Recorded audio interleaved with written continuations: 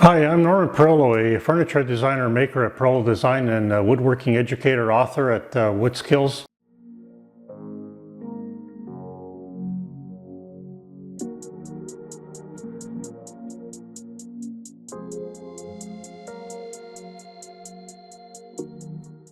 Hi, today I'd like to, I brought a good friend of mine, Carmine Verrelli. He's a fellow woodworker, and he's also pivoted to furniture repair and upholstery making. And I brought him in just to provide different aspects of the woodworking field and how you could either create furniture, fix furniture, upholster furniture, and all the different experiences we've had. And I'll ask him about his journey and his challenges and all that. So we'll get into it. So hi, Carmine.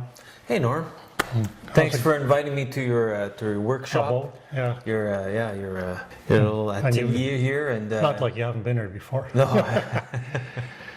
So we'll start with your journey, Carmine. What inspired you? Not the inspiration, but what led you to start woodworking? Oh my gosh, I don't know. I've always had a passion since I was like in my 20s, you know. I always liked to create things and use, woodworking techniques. I remember starting back, building and trying to build kitchen cabinets when I was in my 20s. Yes, I remember. I've seen you. Good work. You made some good work. I think I must have made maybe 5 or 6 kitchens in my total life. But, those were all projects that gave me a reason to buy more tools, and I think all guys love to do that, right? We all love to buy new tools, and I think I'm not the exception. We look for excuses to buy. Well, yeah, absolutely. We always look for excuses to buy tools, and I think the best way to do that is get yourself a project. And that's what I did. I started getting some projects, and it's been a while now. It's over like 30 years now. But you're primarily self-taught too, also. Yeah, pretty much all self-taught. So a journey. So once I've started doing all that stuff, it was very addictive because there's a sense of accomplishment when you get something, you create something with your own hands, and it'll last for sometimes for an extremely long time, especially if it's well built. The longevity, yeah. Longevity. But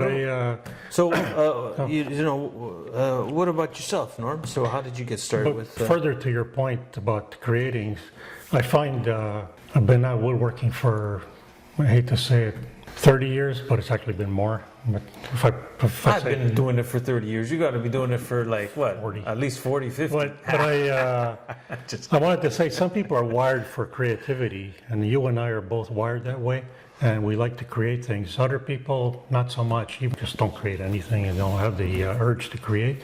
But I have. My wife has, my spouse, and so it's ingrained in some people. And you're wired like that. I'm wired. We get this incredible satisfaction of creating objects, or creating kitchen cabinets, or creating furniture, or even fixing furniture. It's something. It's a challenge. You need to work it. So my journey began 35 years ago with a college level course, and I became addicted to it. I built a plant stand, and I actually covered this in one of my books, or 2 of my books.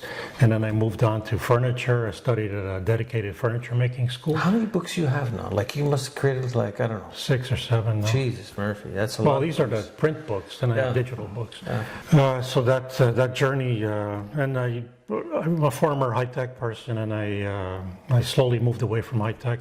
I got tired of the rapid change in high-tech. I just couldn't keep up. I switched from between 3 or 4 companies. I had to relearn everything. So I understood at that time there's no longevity in this knowledge. It expires, and then you need to relearn. So I have nothing at the end, really. And I've actually proven that there's nothing. So I moved into something more stable, more that doesn't evolve, doesn't change as much, and that's woodworking. That's where I am today, many years later. I can totally relate to that, Norm. I mean, I'm in the IT field as well. Yes, I'm an instructor. let's talk about what you do full time. Well, I have an IT position, like I said, and I work full time on that. My woodworking journey is pretty much a part-time thing.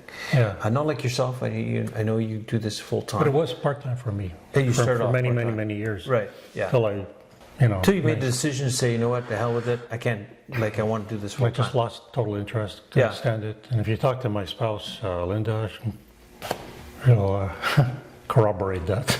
Yeah, and there's one thing that you know, pops to my mind as soon as you say that, you know, of going from IT to woodworking.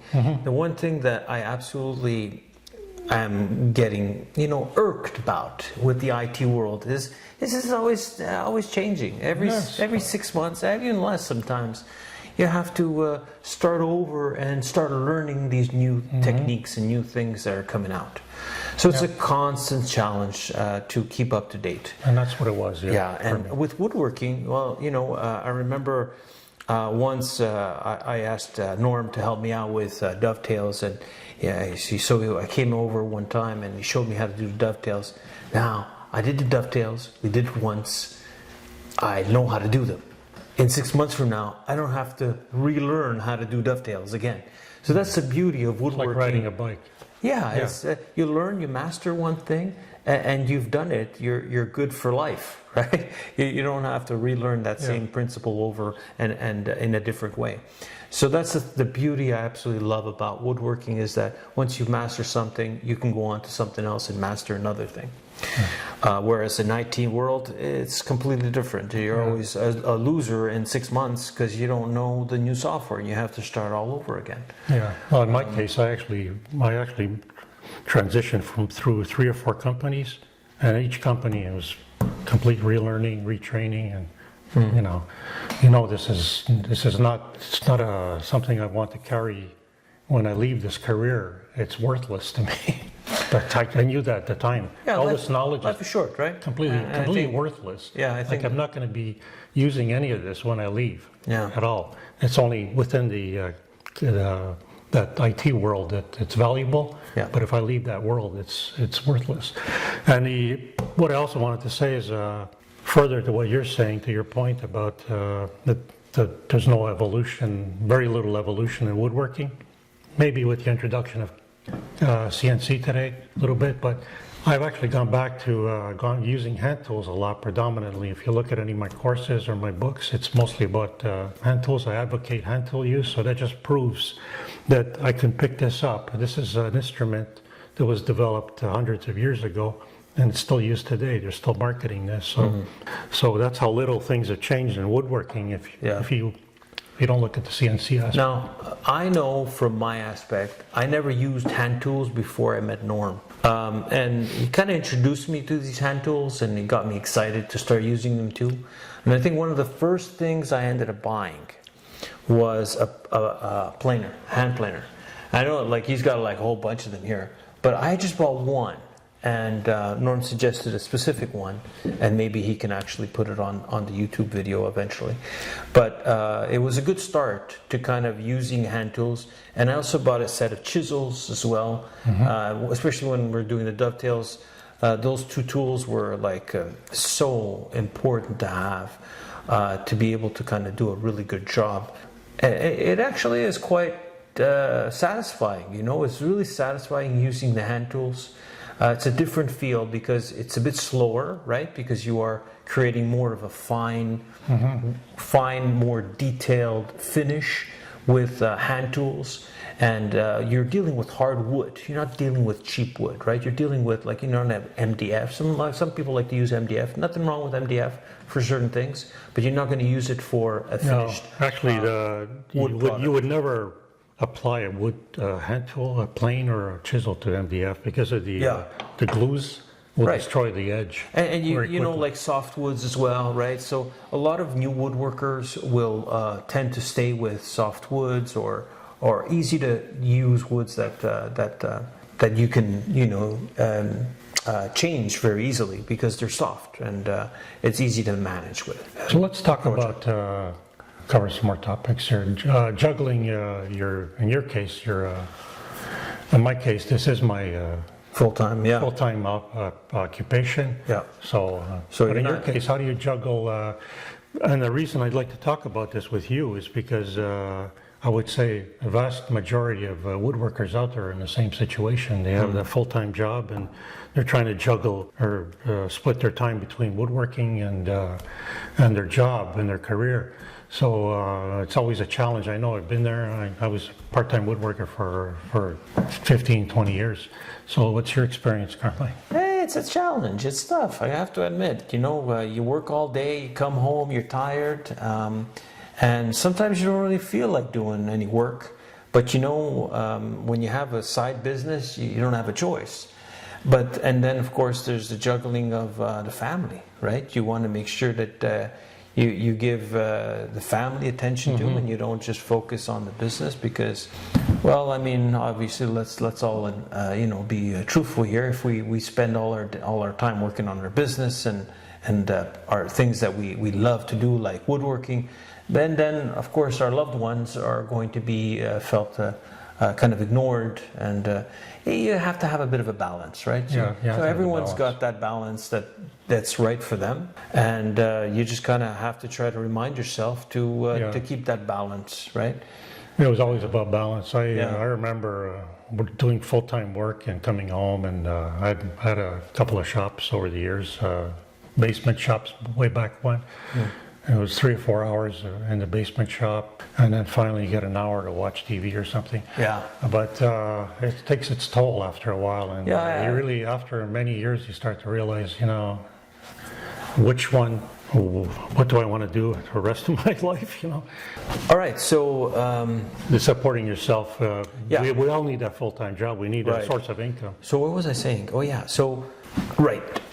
We were talking about juggling, work-life balance. I think one of the couple of things that I have done in the past and that really didn't work, were doing it, like an hour or two a night, right? I'd go down to the shop, work an hour or two. I'd try to get focused, and by the time I actually do something, it takes a while. So that didn't work out too well. I think the best thing that works out for me is being fully, take a whole night, immersed in it for a whole evening or two, and just do the work and try to pump out as much as I can. Or weekends too. Yeah. Or days off. Yeah. That's true. It's a good point. Now, what I had the same struggle. I had started to get immersed, but I would do so much one evening, and then I knew exactly what to do, so it was all planned already. Like I was, when I did my part-time woodworking, I was already in business, so I was manufacturing, creating high-end jewelry boxes for a number of years, so I had to produce them. So I knew exactly what I had to do each evening. But I also wanted to mention one of the advantages of going into the business of woodworking that I found is you'll find a lot of people, they say don't ever go into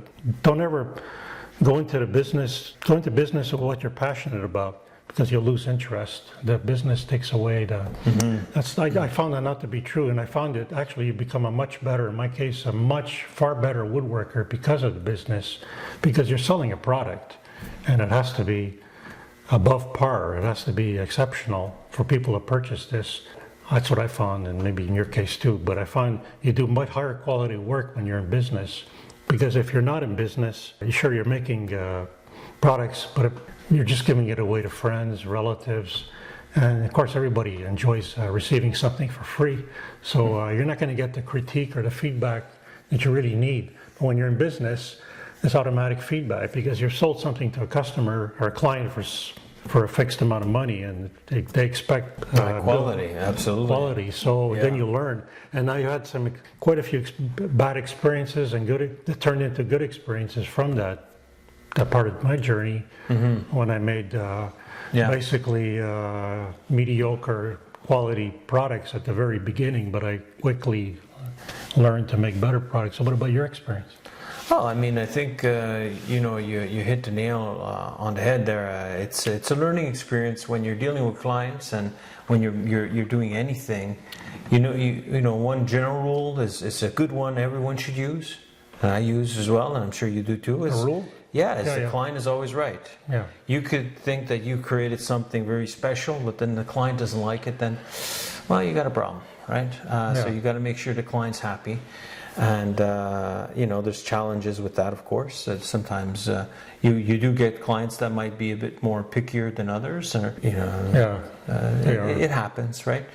I do a lot of furniture repair and upholstery. I've tried to started to branch out to even. Now let's talk about what you do now. Let's talk upholstery boats as well. Upholstery of boats.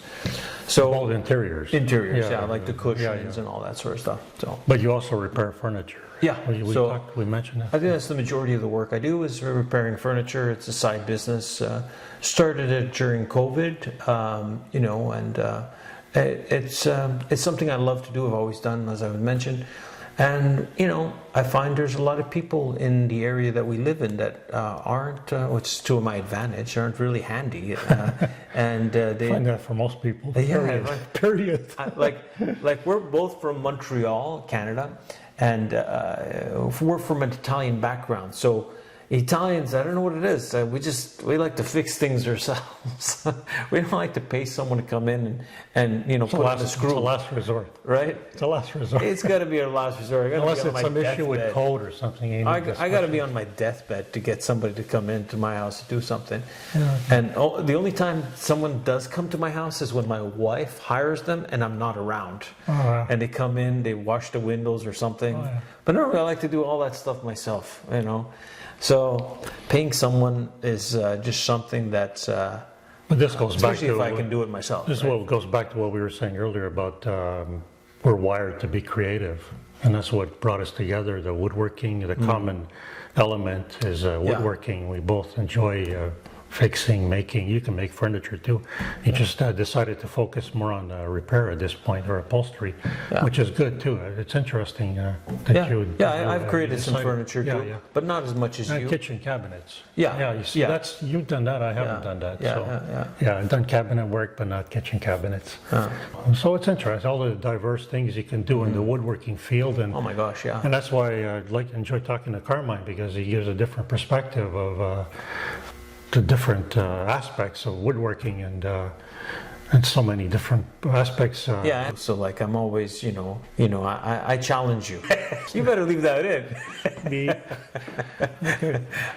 Anytime you say something I don't agree with it, I'm going to tell you. I'm not going to agree just to agree. He doesn't agree with anything unless I'm talking highly of him. Then he agrees with that. He agrees with everything. That's good. If I'm putting him on a pedestal. It's all good. Well, we're going to get a few in. Don't worry. Okay, we'll get in a couple. And put it on the YouTube channel. So I've had some, back to the business, and I know we're also talking about the business of woodworking, and we're both in the business of woodworking. I'm full-time, Carmine's part-time, but a lot of woodworkers dream or strive towards starting their own woodworking craft type business, and so we have considerable experience between us on getting into business and dealing with clients, and that's the point. And I've had some awful experiences. I've had people that are just never satisfied, and I've had, on the other extreme, I've had people that they're completely in awe of what they received, the product, and those are the people I ask for the review, by the way. Of course. The other ones, not so much. But mostly, for the most part, they're all happy with the product, because you develop good products or good workmanship, in your case, for repairs. It's not so much the product, it's the quality of the repair, in your case. Well, you learn, right?